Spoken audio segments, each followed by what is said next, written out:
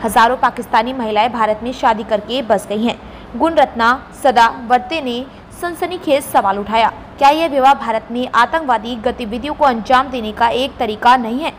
गुणरत्ना सदावर्ते ने कहा कि विवाह एक अफसाना नहीं बल्कि एक बहुत सीमा आतंकवाद है। जितेंद्र अवहाड को मैरिज जिहाद के बारे में बोलना चाहिए। पत्रकारों से डरने का कोई कारण नहीं। कृपया मुझे बताएं कि क्या मुब्रा और कौसा में कोई पाकिस्तानी है? आप जनता के प्रतिनिधि हैं, लेकिन वे पत्रकारों को डराने की कोशिश कर रहे हैं। विदर्भ के किसानों की ओर से हम सरकार से मांग करते हैं कि किसानों को उनकी मेहनत का मुआवजा दिया जाए और सोयाबीन का 7,500 रुपये का दाम दिया जाए। पुसद तालुका को पुष्पावंती नगरी के रूप में जिला घोषित किया जाना चाहिए, यह हमारी मांग है। इस तालुका ने महाराष्ट्र को नाइक के रूप में 2 मुख्यमंत्री दिए। राज्य मंत्री इंद्रनील नाइक को स्वतंत्र विदर्भ के लिए पहल करनी चाहिए। राजस्व मंत्री और मुख्यमंत्री विदर्भ से हैं। मुख्यमंत्री फडणवीस को इस मामले पर विचार करना चाहिए और पुसद को जिला बनाना चाहिए। स्वतंत्र विदर्भ की मांग को लेकर हमारी यात्रा जारी है। यह वक्तव्य गुणरत्न सदावर्ते ने पुसद की अपनी यात्रा के दौरान दिया। ती म्हणजे ज्या हजारो लग्न महिला पाकिस्तानातून भारतात आल्या हे दिसत आहे, हे लक्षात येत आहे। त्याच्यामुळे हे मॅरेज जिहाद आहे का? हे मॅरेज जिहाद आहे का? हा मॅरेज जिहाद आहे का? हे सुद्धा आता तपासणं आवश्यक आहे। जर हे मॅरेज जिहाद असेल तर याला प्रेम, याला लग्न ह्या संकल्पनेत मोडलं जाऊ नये। हे एक टेररिस्ट ॲक्टिव्हिटी आहे, हे एक अंडरवर्ल्ड क्रॉस बॉर्डर टेररिझम आहे। हे टेररिझम हे ठरवून केलं चाललंय।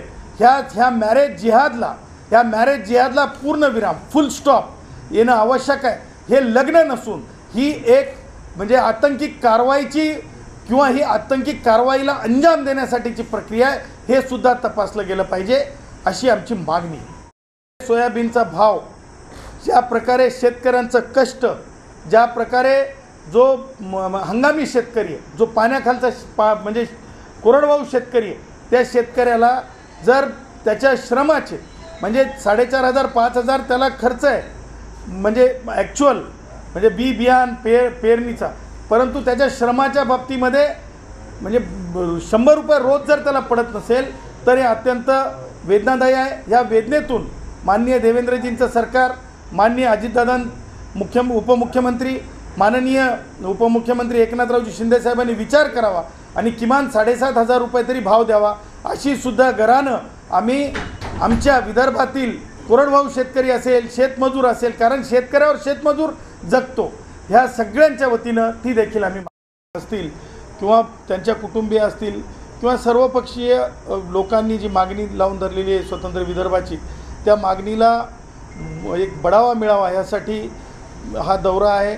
आम्ही म्हणजे अकोल्यावरून आमचे पदाधिकारी आलेत, म्हणजे विदर्भातून नागपूरमधून आलेत, भंडाऱ्याहून आलेत आणि त्याचबरोबर यवतमाळचे आहेत, ह्या अमरावतीचे आहेत। ह्या सगळ्यांच्या वतीनं आम्ही पुन्हा एकदा विनंती करतो की इंद्रनील नाईक साहेबांनी पुढाकार घ्यावा, नाईक कुटुंबानं पुढाकार घ्यावा। हेच ते नाईक कुटुंब आहे, हेच ते कुटुंब आहे ज्यांनी म्हणजे महाराष्ट्राच्या राजकारणावर राज्य केलं।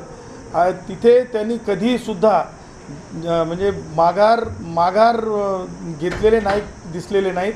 त्यामुळे आता नाईकांनी पुन्हा एकदा पुढाकार घ्यावा आणि स्वतंत्र विदर्भाची चळवळ ही अत्यंत शक्तिशाली करावी।